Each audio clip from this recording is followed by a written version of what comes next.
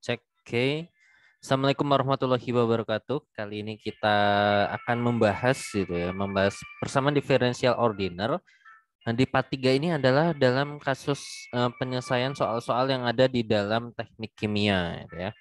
Oke, jadi kita akan mencari penerapannya dalam teknik kimia. Kali ini kita akan bahas dua kasus soal gitu ya.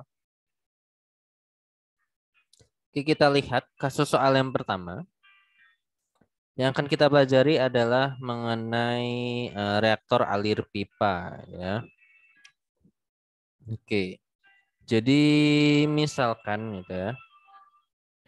Misalkan kita memiliki reaktor alir pipa.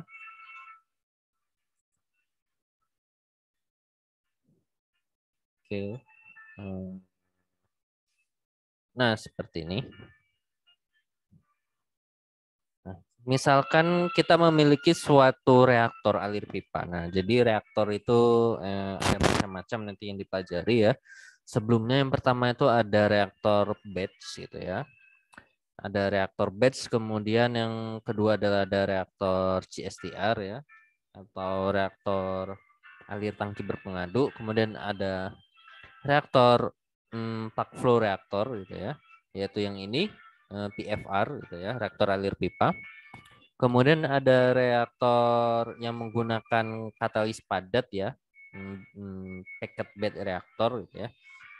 Dan nanti ada fixed bed reaktor atau free digested bed reaktor yang menggunakan katalis padat. Kemudian lebih detailnya nanti ada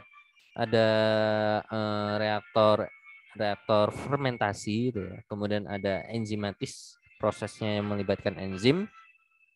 Kemudian ada reaktor slurry reaktor, ya, ada bubble reaktor ya, dan lain sebagainya.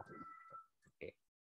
Dalam kasus ini kita akan membahas mengenai reaktor alir pipa. Biasanya reaktor alir pipa ini digunakan pada proses-proses yang melibatkan bahan bakunya itu berfase gas ya, ataupun bisa juga nanti berfasa cair gitu ya. Fluida lah ya, sebenarnya fluida. Nah, reaktor alir pipa ini kriterianya adalah dia selain fasenya itu fluid gitu ya, dia tanpa katalis. Berarti dia prosesnya itu tanpa katalis. Kalau menggunakan katalis ya ada opsi reaktor lain. Berikutnya adalah untuk reaktor alir pipa. Ini biasanya penerapannya untuk proses yang tekanannya itu bisa terbilang itu tinggi gitu ya. Karena itu apalagi untuk yang kasus-kasus reaktornya itu gas ya. Dia membutuhkan tekanan yang tinggi untuk melaju gitu ya, agar gasnya itu mengalir, dan juga yang pasti untuk rate of reaction-nya nanti. Oke, dalam kasus ini kita misalkan kita punya senyawa A dengan flow rate sebesar Fa. Ini adalah umpan. Kondisi suhu mula-mula daripada umpan ini adalah T0 ya. Dengan konversi awal X0. Ya, berarti mula-mula konversinya sudah pasti tahu ya. Kalau belum memasuki reaktor di kondisi awal itu pasti konversi produknya 0. Kemudian konversi produk ini, nah ini semakin meningkat dengan semakin panjangnya reaktor. Oke, berarti nanti konsepnya adalah misal diinginkan atau konversi maksimum dalam kesetimbangannya itu adalah 0,8. Maka kita bisa mencari berapa panjang reaktor yang dibutuhkan supaya tercapai konversi 0,8 itu. Nah, itu nanti bisa dicari. Kemudian untuk suhu, suhu juga bisa mengalami kenaikan atau penurunan. Ini tergantung daripada sifat reaksinya itu sendiri gitu ya. Nah, reaksi sendiri nanti terbagi menjadi reaksi eksotermis ya, atau eksotermal, di mana ini menghasilkan panas. Biasanya ditandai dengan entalpi reaksinya itu bertanda negatif. Yang kedua ada reaksi endotermis ya, atau endotermal. Nah, ini adalah reaksi yang sifatnya membutuhkan panas ya, atau dia endotermis itu kekurangan panas ya. Nah, sehingga karena kekurangan panas endotermis, dia cenderung kalau dia adiabatis gitu ya. Kalau dia adiabatis maka dia suhunya bisa turun gitu ya. Oleh karena itu dia dibutuhkan pemanas ya. Kalau eksotermal dia menghasilkan panas. Sehingga kalau nggak ada pendingin yang bekerja, maka suhu reaktor itu bisa naik gitu ya. Bisa naik. Oke, jadi seperti itu. Jadi biasanya untuk kasus reaktor alir pipa, nah selain disebabkan oleh reaksi, suhunya juga ya bisa berubah gitu ya, termasuk juga tekanan ya. Karena dia apalagi yang reaktannya itu gas ya. Nanti bisa mengecek gas ideal PVNRT gitu ya, bahwa tekanan dan suhu itu sejalan. Artinya bahwa ketika tekanannya itu naik, maka suhunya bisa meningkat ya. Ya, bayangkan aja ketika kita mendapatkan misal gampangnya dua tangan yang ditekan-tekan terus digosok-gosok lebih hangat, atau suatu benda yang bergesekan dengan sangat cepat atau keras itu bisa menghasilkan percikan api gitu ya, dan lain sebagainya. Oke, kita langsung saja ke pembahasannya bahwa konversi seperti yang disebutkan di awal tadi, konversi dalam reaktor itu berubah terhadap panjang. Oke, di sini kita misalkan panjang reaktor itu sepanjang Z meter gitu ya. Z-nya itu yang akan kita cari nanti. Nah, persamaan perubahan konversi dx per dz adalah ini. 3,94 kali 10 pangkat 12. Ini adalah persamaan ini adalah Arrhenius-nya ya. Ini A, ini kali eksponen minus yang atas ini adalah bagian dari E per R ya. Baru nanti dibagi T. Ini adalah Arrhenius-nya kemudian dikali 1 min X. Kita misalkan memiliki persamaan seperti ini untuk perubahan konversi. Kemudian perubahan suhu yang ada dalam reaktor rumusnya seperti ini. Oke ya.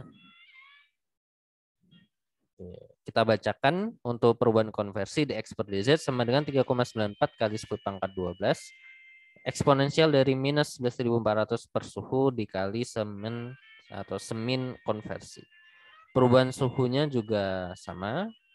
Rumusnya adalah dt per dz sama dengan 19 dikali x. X ini adalah konversi.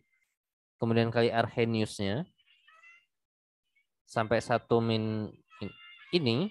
Nah, ini adalah sebagai dx per dz ya, sama kayak yang di atas nih rumusnya. Lalu dikali T min 339. Nah, basicnya dalam sini adalah suhunya itu adalah sebagai Kelvin. Konversi reaktor itu adalah ya maksimal itu 100% atau kalau dalam fraksi itu ya 1. Paling kecil ya 0 ya. Suhunya itu dalam Kelvin. Panjang reaktornya misalnya dalam hal ini meter. Oke. Kemudian ditanyakan bahwa buatlah grafik. Nah, distribusi konversi dan suhu di sepanjang reaktor. Berarti yang ditanya adalah konversi di sepanjang reaktor dan suhu di sepanjang reaktor itu berapa? Tampilkanlah dalam bentuk grafik. Misalnya, nah, dalam kasus soal ini Z-nya yang diketahui. Itu Z-nya 50 meter. Oke, Z-nya 50 meter. Ini ke record. Oke ya. Nah, kemudian yang metode Runge-Kutta ini silahkan dicoba ya. Kalian coba, kalau nggak coba nanti ya susah gitu ya. Yang akan kita bahas adalah menggunakan OD ya. Nah, untuk menggunakan OD, nah ini kalau di modul ini ada beberapa bagian yang nggak kita tampilkan ya, atau kita hilangkan sehingga nanti diharapkan kalian melengkapi sendiri. Nah, ini yang akan kita coba juga nanti sama seperti ini gitu ya. Ada beberapa yang akan kita kosongkan ya dengan tujuan untuk lebih memahami gitu ya, dimana nanti akan kita tanyakan pada saat Google Meet. Oke, kita langsung aja ke MATLAB. Oke, kita buka MATLAB-nya.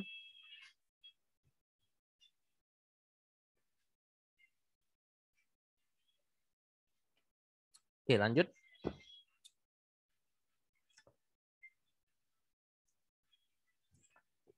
Oke, mana soalnya tadi ini? Nah, suhunya berapa nih suhu awal? Ada nggak di sini? Oh, ada nih. Ini kok T? T0 ya, harusnya. Tadi T. Nah, oke, kita buat function, kita clear all, CLC. Nah, pertama adalah kita tuliskan data yang diketahui ya, diketahui. Ya, kita masuki yang diketahui itu ada konversi awal, yaitu X0 itu adalah 0. Suhu awal T0 itu adalah 340. Z0 ya pasti dia ketika dia mulai mau bereaksi ya sebelumnya belum masuk ke area RAP ya, sehingga dia panjangnya diawali 0. Berakhirnya berapa meter tadi? Kita misalkan 50 meter. Nah, karena ini bentuknya reaktor alir pipa ya, berarti dia operasinya ini ke apa namanya, reaktornya itu nggak ke atas ya, nggak vertikal tapi horizontal ya. Oke, kemudian apalagi yang diketahui, suhu, waktu, kok waktu, panjang, udah ya. Oh, ini suhu T-nya harusnya T besar. Oke, oke, ini udah diketahui semua. Kita tinggal bikin rank nilai X ya, atau rank panjang reaktor ya. Kita misalkan di sini adalah sebagai Z-span. Ini tak taruh sini biar geser ya di Word-nya biar tahu mana bagian yang dikosongkan nanti. Kita misalkan di sini memiliki panjang reaktor adalah, kita buat suatu array sebagai Z-span, kita buat lin space, diawali dari Z0 berakhir Zn, misal jumlah titiknya 200 gitu ya. Ada 200 titik. Semakin banyak nanti semakin detail. Oke, kemudian nilai awal yang pasti adalah apa yang akan kita cari? Konversi sama suhu. Oke, berarti kita masukin solvernya dulu. Nah, output variabelnya Z, kemudian ada var. Ini yang akan kita cari berarti ada X, ada juga T gitu ya. Kita misal pakai UD 45 atau 15S coba gitu ya. Ini 15S saja. Add fungsi gitu ya. Kemudian habis fungsi ini kita masukkan array-nya yaitu ZSpan. Nah, barulah ini kalian isi ya. Silahkan kalian isi di sini. Itu apa? Nah, ini kasih tanda persen-persen aja gitu ya.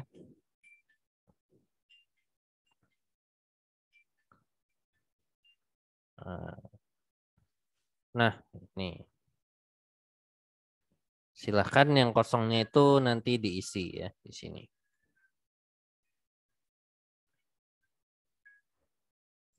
Oke. Nah, berikutnya adalah, nah ini bagian kosong nanti dilengkapi.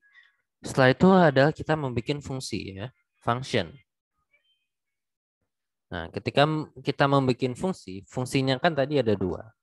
Ada dx ya, dan juga ada dt ya. Kita misalkan d-nya itu ini fungsi ya, fx lah gitu ya.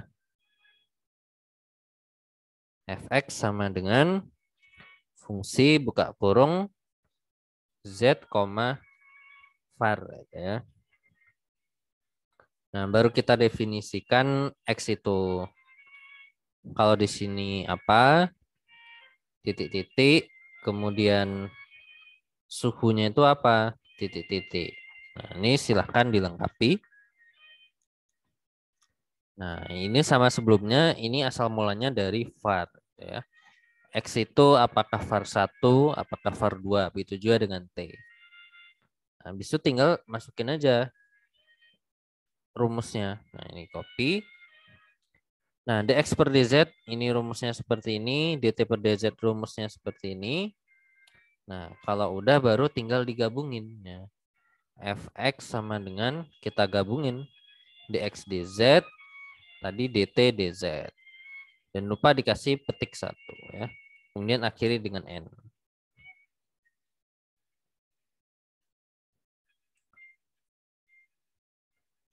Oke, kemudian habis itu tinggal kita plot ya. Nah, silakan plotnya juga dilengkapi ya. Nah, bagian titik-titiknya nanti ini silahkan dilengkapi. Nah, plot di sini tujuannya adalah untuk menampilkan Z ya, panjang reaktor versus Y di sini. Nah, harusnya yang pertama adalah panjang versus konversi. Yang satu lagi bisa panjang versus suhu ya. Nanti boleh yang mana duluan tersilahkan. Nah, di sini ini adalah harusnya ya ada title, ada X label, dan juga Y label. Nanti silakan dilengkapi. Begitu juga yang plot yang kedua, title, X label, Y label. Ya. Silahkan nanti dilengkapi. Oke. Nanti kurang lebih seperti itu saja untuk pembahasan model kali ini. Karena pelengkapan ini ada di basic MATLAB, dasar MATLAB, sehingga harusnya bisa diselesaikan. Ya. Oke, nanti ini hasil yang udah selesai nanti akan kita tanyakan di pertemuan di Google Meet ya, sehingga dimulai dari persamaan diferensial ordiner, praktikumnya ini akan kita nilai gitu ya. Sehingga nanti benar-benar dipelajari dari part 1, 2 maupun part 3 ini. Terutama apalagi part 3 ini ya, yang ada bagian kosong yang pasti akan kita tanyakan. Sehingga ya silakan dilengkapi, nanti akan kita nilai kemudian. Nah, oke, ini kemudian di save, kemudian kita run ya. Nah, kurang lebih nanti kalau hasilnya itu udah jadi, nah hasil runnya itu seperti ini. Nah ya, ketika di run, nah di sini terlihat bahwa yang pertama adalah konversi, konversinya itu naik. Oke, berarti di sini tercapai konversi akhir kurang lebih 0,47 atau sekian. Nah, nanti ini bisa di display berapa real secara angkanya. Kemudian selain konversi suhunya, kita lihat suhunya di sini naik. Ya. Nah, terjadi peningkatan, berarti dia sifatnya eksotermal. Nah, dalam kasus prarancangan pabrik ya, kalau dia suhunya itu naik terus seperti ini, yang perlu dipastikan bahwa rank suhunya itu sesuai acuan gitu ya. Misal kita merancang pabrik, misal prarancangan etilen atau etilen chloride dan lain sebagainya, misal menggunakan RAP dan di sana dijelaskan range suhunya misal dari 200 sampai 300. Nah, berarti kan dia non isotermal ya. Suhunya nggak tetap. Nah, yang perlu dipastikan bahwa suhunya itu ketika kita merancang itu nggak di luar rank yang ada di sumber pustaka, misal jurnal dan lain sebagainya. Nah, sehingga masih aman. Kalau misal ternyata suhunya di sini ini terlalu besar, ya, maka yang harus kita lakukan adalah menambahkan pendingin, gitu ya. Biasanya ya misal pakai cooling water, brine water, atau dontem dan lain sebagainya. Kita tambahkan arus pendingin. Ya. Atau kalau suhunya dia turun terus, di bawah misal suhu minimum itu 200 yang kita inginkan, tapi dia turun sampai 150, maka dikasih pemanas yaitu berupa steam. Nah, kalau begitu nanti kita ada neraca panas tambahan lagi, yaitu neraca panas berikutnya adalah perubahan suhu steam terhadap Z atau perubahan suhu pendingin terhadap Z. Oke, tapi dalam kasus ini nggak ada pemanas, nggak ada pendingin, berarti dia adiabatik proses, ya. Oke, sehingga bagian yang kosong nanti silakan dilengkapi karena kita telah latihan sebelum ini di video part 2 adalah penggunaan ini ya, penggunaan OD ini untuk yang simultan. Mau di 15S atau 45 itu sama saja. Berikutnya adalah yang kasus akan kita bahas adalah mengenai ini, reaksi dalam batch reaktor. Batch reaktor ini sangat sering sekali ya kita jumpai, terutama dalam kalian yang berkecimpung dalam dunia lab gitu ya, apalagi penelitian, terutama yang penelitiannya melibatkan proses-proses yang ada reaksinya. Yang paling gampang aja lah. Paling gampang misal reaksi antara asam dan basa menghasilkan garam. Ya. Nah, itu reaksi sederhana kalian lakukan di glass beaker gitu ya. Atau kalian lakukan itu dalam labu leher 3 gitu ya. Misal praktikum pembuatan biodiesel gitu ya. Kalian lakukan dalam labu leher 3 prosesnya itu. Nah, itu adalah batch reaktor. Batch reaktor berarti dia ya volumenya tetap segitu. Kemudian reaktannya dimasukkan cuma sekali. Masukkan terus udah. Tinggal proses ya. Nah, kalau dia bisa ada pengadu ya. Jadi batch reaktor itu ya pasti ada pengadu itu ya. Kalau nggak diaduk ya gimana mau homogen gitu ya. Nah, kemudian ada juga sistemnya dia ya berpengadu tapi dia ada keran keluar misal. Nah, kita misalkan gitu ya di sini kemudian ada keran di luarnya gitu ya. Nah, kemudian kerannya kebuka. Nah, dia yang masuk cuma sekali, tapi misal setiap berapa menit sekali kita ambil. Misal pengambilan sampel lah gitu ya. Nah, itu adalah dikategorikan batch tapi semi batch gitu ya. Karena dalam kurun waktu tertentu ketika kita masih berjalan itu ada massa yang keluar atau kita ambil. Nah, bisa juga sistemnya adalah dalam setiap waktu tertentu kita tambahin gitu ya. Misal awalnya adalah apa namanya? Misal anggap aja ada proses penjerapan gitu ya. Misal ada suatu limbah gitu ya. Kemudian sistemnya misal biar gampangnya konsepnya absorption dengan menambahkan suatu pelarut ya. Oke, misal setiap beberapa menit kita tambahkan pelarutnya ditambahkan di situ.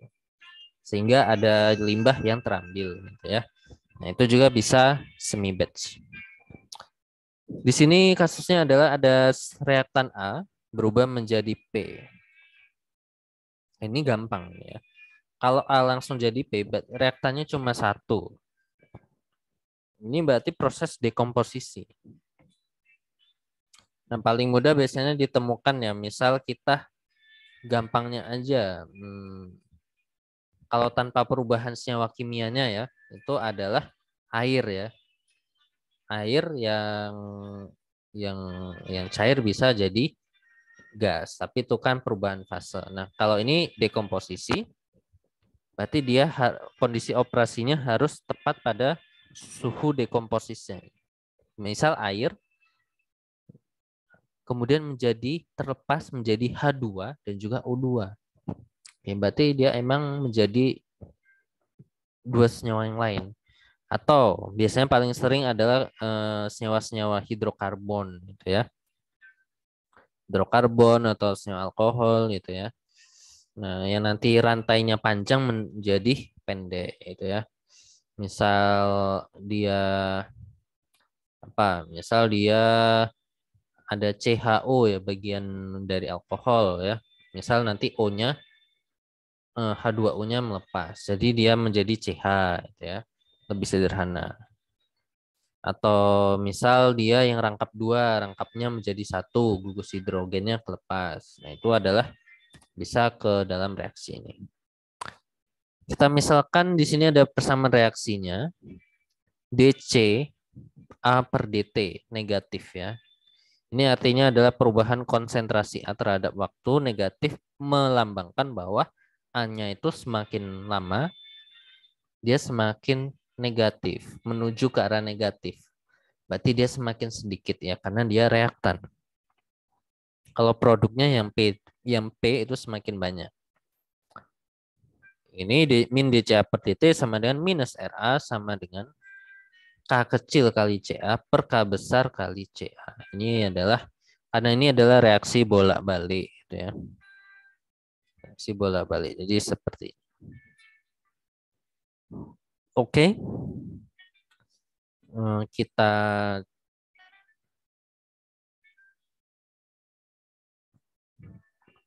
ini gambarnya di sini diketahui jika harga K itu adalah ini yang buat tugas bukan. Jika harga K itu ada sebagai fungsi suhu T. K kecil sebagai fungsi suhu, sedangkan K besar, nah K besar ini secara termodinamika juga harusnya berubah terhadap suhu ya, K besar. Tapi di sini diasumsikan K besarnya konstan yaitu 1,03. Kemudian dan mula-mula konsentrasi A itu pada waktu T0 yaitu 0,5 molar. Yang ditanya adalah berapa sih nilai A kalau sudah 50 menit reaksi berjalan. Oke, berarti kan perubahan konsentrasi A terhadap waktu. Itu yang ditanyakan. Ini ada datanya. Data Arrhenius, K kecil sama dengan 100 eksponen min 30 per RT. Kemudian tadi minus RA. Ini adalah dari neraca panas ya. Min RA kali delta H reaksi. Ya. Itu adalah sama dengan akumulasi panas ya. Yaitu panas kan M kali CP kali delta T. If MCPDT ya. CPDT. Nah, ini kita gantikan dengan rho di sini. Oke, ini dikali volume maksudnya. Min ini harusnya ini minus RA kali ada volumenya juga. Ada volumenya baru dikali delta H. Nah, di sini kan massa. Massa itu kan rho dikali volume. Volumenya di ruas kiri coret, di ruas kanan coret. Asal mulanya seperti itu. Sehingga di sini massanya harusnya M kali CP delta T. Massanya diganti rho kali volume. Berarti nanti rho kali volume kali CP kali delta T. Di ruas kanan minus RA kali volume kali delta H. Volumenya sama-sama dicoret sehingga menjadi seperti ini bentuk sederhananya. Kemudian diketahui ini nilai awal, ini ada entalpinya, berarti dia endotermis ya, entalpinya ini positif, ada densitas, ada CP. Kita langsung aja ke program. Nah, di sini juga dikasih titik-titik ya. Dikasih titik-titik. Nah, kali ini kita akan lengkapi aja ya titik-titiknya. Nah, kalau yang di video di program sebelumnya silakan kalian lengkapi.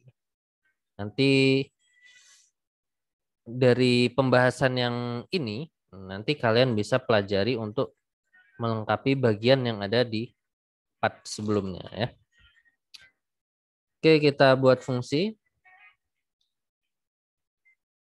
Kita clear all CLC. Nah, pertama ini kita masukin dulu data-datanya.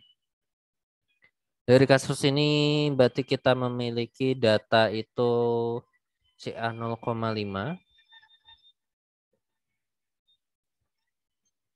Itu adalah mol per liter. Waduh, lobet. Oke.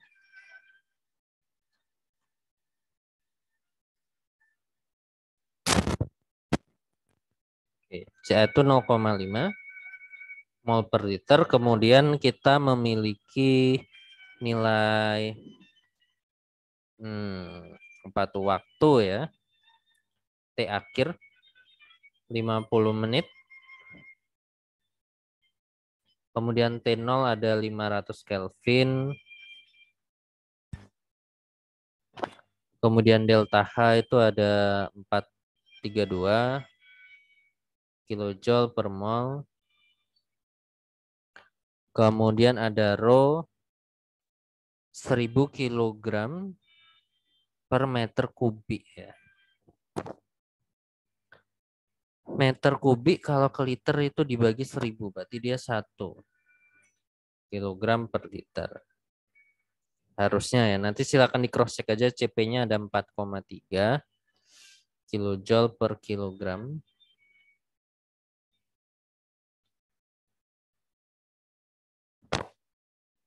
Oke, oh itu bukan CV, CV. Beda lagi nanti. Oke, nilai K-nya itu adalah nilai A-nya ada 100 ya. Kemudian ini Arrhenius ya. EA-nya ada min eksponen min E. EA-nya ada 30.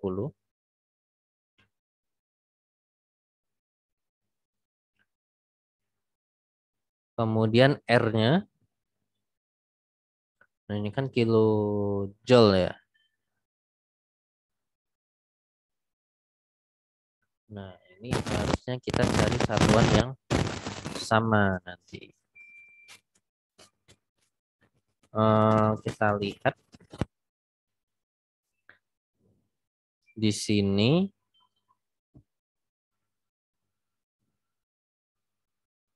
K-nya itu masuk di rumus K dikali dengan CA, mol per liter.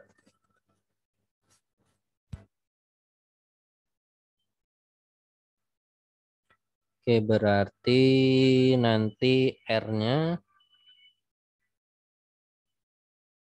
harusnya tetap sama ya. Ini tergantung EA nih rumusnya ini. Tergantung dengan EA-nya.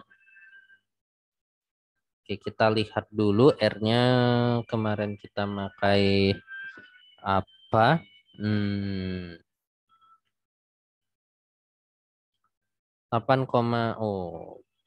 kilojoule. Oke, berarti kita samakan R-nya adalah 8,314 E-4 biar satuannya kilojoule per mol Kelvin. Molnya udah mol semua, suhunya sudah Kelvin, satuan energi kilojoule. Kemudian ini jadi liter, oke. Nah, udah tinggal kita masukin aja. Nah, ini ada rumusnya. Kemudian berarti kita masukin ini kan DCA per DT ya. Berarti independent variabelnya itu adalah waktu. Berarti T. Dicari CA ya. Oke, sama dengan OD 45. Kemudian nama fungsinya misal fungsi. Nah, kemudian karena independennya waktu T, nah arahnya kita bikin T-span gitu ya. Misal T-span adalah in space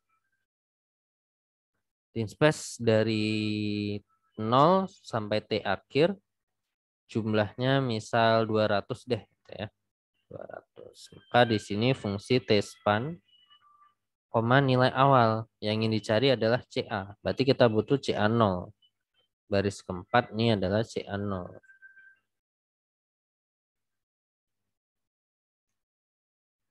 Nah, langsung aja kita masuk ke fungsi. Mana rumus tadi? Kita oh ini.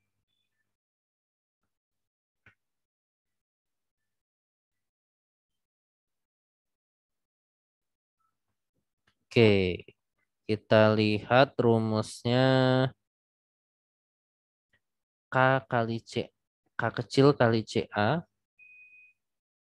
Berarti kita buat function di CA dt gitu ya. Sama dengan fungsi T, CA. Nah, baru kita masukin DCA dt sama dengan negatif K kecil kali CA dibagi K besar tambah CA. K kecil itu sendiri sama dengan,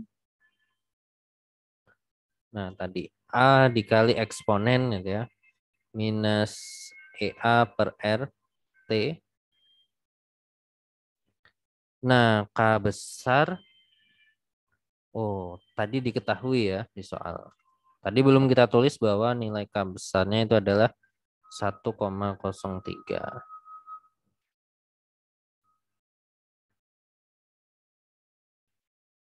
Buatlah perubahan suhu sebagai fungsi waktu ya. Kita N, coba kita plot dulu, plot T, CA. Langsung kita run. Apakah ada error? Oh, ada variabel T. Oh, T di sini. Oh, perubahan suhu satunya belum. Ini ada rumus perubahan suhu. DT per DT. Belum kita masukin. Berarti ini kita misalkan D aja ya, di DT. Ini CA0 sekaligus suhunya mula-mula T0. Ini T, Y gitu ya. Seperti tadi kita definisikan bahwa CA itu apa? CA adalah Y yang pertama, kemudian suhu T adalah Y yang kedua. Ini disesuaikan dengan fungsinya urutannya. Yaitu C dulu baru waktu, suhu. Oke, baru habis ini adalah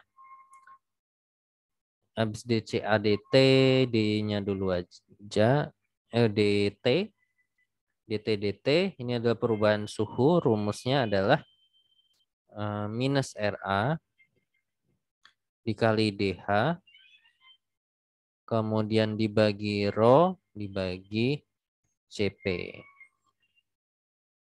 Min RA-nya belum ada, kita ketikkan aja dulu rumusnya. Min RA sama dengan, dari sini min RA sama dengan minus DCA DT. Oke, berarti kita ketikannya di sini. RA sama dengan min DCA DT. Sesuai rumus di sini. Baru kita ke tahap akhir bahwa DY DT sama dengan pertamanya adalah DCA DT, yang kedua adalah DT DT. Ya. Ini kita plotnya sama Y.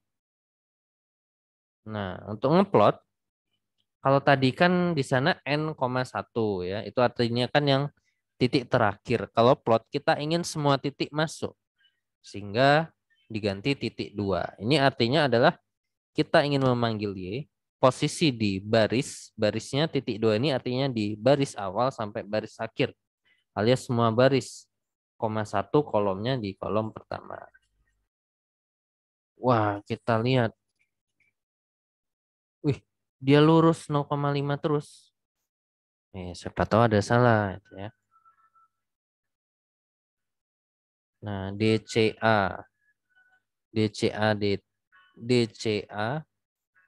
per DT minus K kecil kali CA dibagi K besar tambah CA. K besar ada K kecil A A-nya 100 kali eksponen minus EA, berarti min 30 dibagi R. Oh sorry, R-nya ini kilojoule ke joule dibaginya 1000 ya. 8,314. Nah, ini apa nih? Kok turun? Ya, turun ya. Konsentrasinya turun. Kita cek.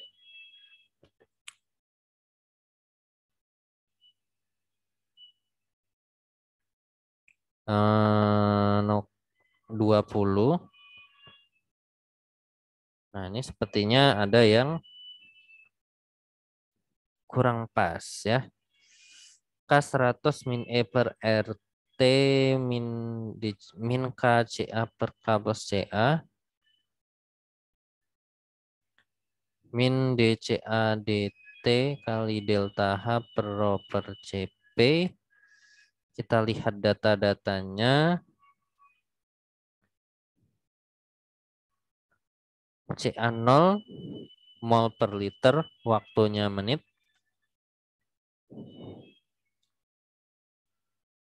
T0 500. Mana tadi? Yang ada kata, oh ini 500. Delta H 432.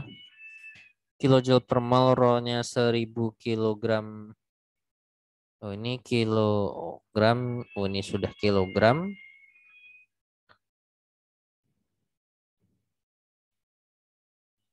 Per liter. CP-nya 4,3 kilojoule per kilogram. Oke, ini harusnya udah pas ya. Kita coba samakan ininya. Oke, sudah sama, bahwa di sini hasil akhirnya seperti ini. Hampir mirip, tapi terlihatnya itu sepertinya kemerengannya itu lumayan berbeda. Misal di posisi 50 di sini sudah paling ujung, sedangkan di sini belum ya. Sedangkan yang di situ belum. C baru T, di sini C baru T. Min DCAD T. Bentar. Kita lihat bahwa di sini minus RA sama dengan min DCA DT. Berarti RA DCA per DT, bukan minus lagi. Ya, harusnya seperti itu. Oke ya. Hasilnya sudah sama seperti ini, bahwa diperoleh grafik seperti ini. Nah, tadi ada kesalahan di sini. Kita peroleh bahwa konsentrasi A-nya dari 0,5 semakin lama semakin turun, berarti produknya harusnya naik. Ya. Oke, hasilnya seperti ini. Silakan nanti kalian lengkapi aja untuk plot supaya kalian dapat distribusi suhunya, yaitu naik, gitu ya. Dan juga X label, Y label, kemudian judul grafik itu silakan dilengkapi. Nanti akan kita tanyakan ketika pengambilan nilai di PDO ini. Nah, adapun yang menjadi tugas, nah tugas pertamanya, nah ini berarti tugas ini silakan langsung diketik di Word. Jika dibandingkan dengan, jika dihitung dengan review, ini adalah sebagai tugas yang kedua. Berarti besok mengumpul tugas ini di satu file Word-nya, itu ada tugas reviewnya plus tugas yang minggu ini.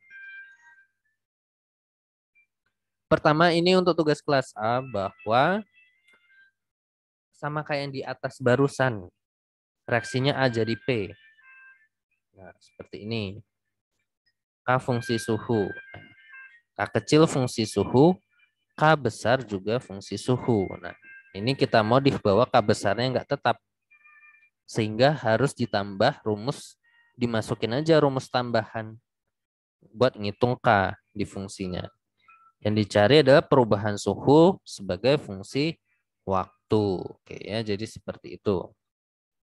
Nah, kemudian untuk kelas B ini sama dengan kasus reaktor batch yang barusan kita coba MATLAB-nya. Nah, apa yang berbeda? Nah, di sini K-nya tetap, ininya tetap. Yang berubah adalah CP ya. Kalau di sebelumnya CP-nya itu tetap 4,3. Sedangkan di sini CP-nya itu ada rumus sebagai fungsi suhu ya. Nah, CP itu masuk di mana? CP itu masuknya di CP. Nah, dihitung suhu. CP itu masuknya dihitung suhu. Nah, nih. DT per waktu sama dengan minus RA delta H dibagi Rho dibagi dengan CP. Nah, otomatis CP-nya nanti itu kalian substitusi aja pakai nilai ini ABCD. ABCD ini dibagi dengan 18. Ini kan 18 CP. Nilai ABCD-nya itu sudah ada. Nah, ini di sini nilai ABCD-nya sudah terlampir. Oke, berarti ketambahan rumus CP. Nanti tinggal ditambahin aja. Nah, ini untuk semua kelas. Nah, ini adalah konsep reaksi batch ya. Sama tetapi dia reaksinya berlanjut seri. Misalkan kalian punya gliserin ya. Gliserin yang nanti akan kalian ubah menjadi produk ya. Produk akhir yang lebih bernilai misal trigliserin gitu ya. Ya nanti itu bahan buat nanti biodiesel gitu ya. Nah, misal yang pertama dari gliserin menjadi monogliserin, bereaksi lagi menjadi produk C digliserin. Habis itu produk D menjadi trigliserin. Nah, misalnya ya.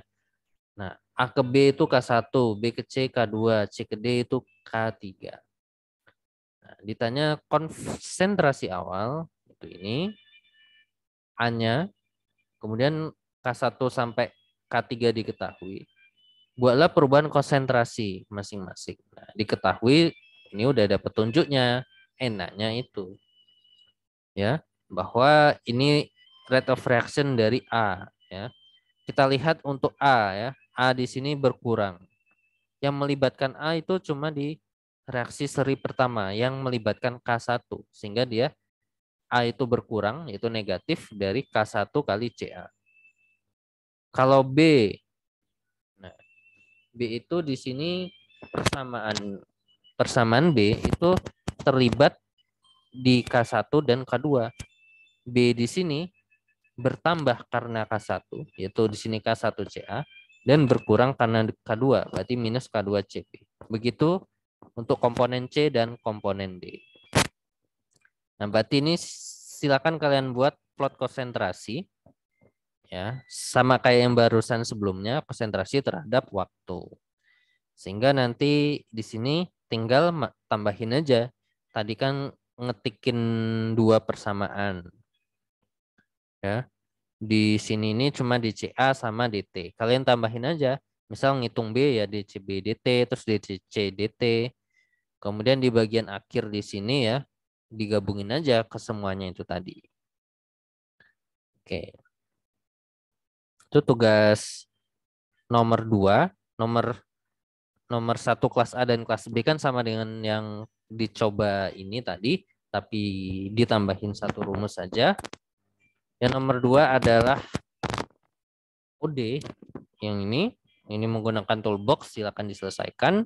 Dan nomor 3 adalah nah ini hampir sama ya dan yang sebelumnya, yaitu reaksinya seperti ini bolak-balik.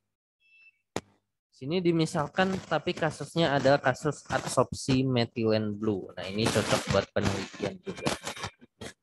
Bahwa kita misalkan ada reaktor batch yang berlangsung suatu flokulasi oleh ya dari metilen blue ya. Metilen blue misalkan kita memiliki MB ini metilen blue dalam suatu apa namanya? Kontaminasi ya.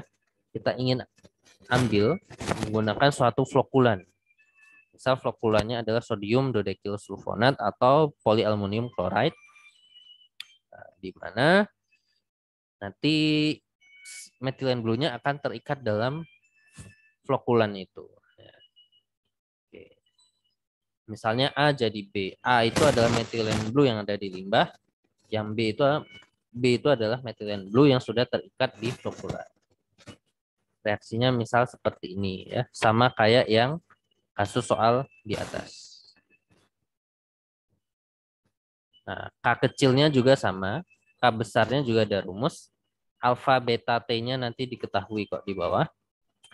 Nah, ini perubahan suhunya juga sama, rumusnya kayak yang sebelumnya tadi. Nah, yang diminta apa? Konsentrasi metilen blue awalnya 0,5 mol per liter. Oh, sama kayak yang sebelumnya ini malah. Enak ini. Kemudian dilakukan proses pengendapan selama 50 menit. Ya, T-nya 50 menit. Yang diminta adalah buat plot grafik konsentrasi metilen blue dan suhunya. Berarti DT per DT, plot, dan juga DCA DT. Berarti ini ya sama aja sebenarnya kayak soal yang ini gitu ya. Tapi emang ini dibayangkannya untuk proses adsorpsi. Gitu. Kalau kenyataannya sendiri di reaksinya, kondisinya sama. Ya. Tapi kalau mau detail, iya, beda ya konsepnya. Oke, itu aja ya untuk video part ketiga kali ini. Silakan kalian pelajari. Daripada yang pertama tadi reaktor alir pipa, silakan dilengkapi. Nanti kita akan tanya-tanya pemahaman kalian. Kemudian yang kedua adalah sistem batch reaktor. Kemudian yang ketiga adalah kita menjelaskan tugas-tugasnya ini. Yang mana ini representasi daripada ini malah lebih ke batch reaktor yang kita bahas tadi. Terus ini tugasnya ya. Ini sangat mirip sekali. Oke, silakan dikerjakan ini ya. Silakan dikerjakan kemudian dikumpulkan dengan format tugas yang sudah dijelaskan sebelumnya. Ingat di tugas besok berarti M-file review MATLAB dan M-file. Semua M-file yang ada di tugas yang ini yang baru ini kalian lampirkan plus satu file Word yang isinya adalah tugas sebelum ditambahin dengan tugas yang sekarang. Oke, demikian saja untuk video kali ini. Semoga memberikan pemahaman yang lebih lanjut gitu ya mengenai persamaan ordiner. Nanti akan kita bahas lebih detail lagi atau diskusi lebih panjang lagi di Google Meet masing-masing dengan asistennya masing-masing. Oke, thank you so much semuanya dan selamat belajar dan menyaksikan video ini. Dan kita ketemu lagi di pertemuan selanjutnya. Oke, Assalamualaikum warahmatullahi wabarakatuh.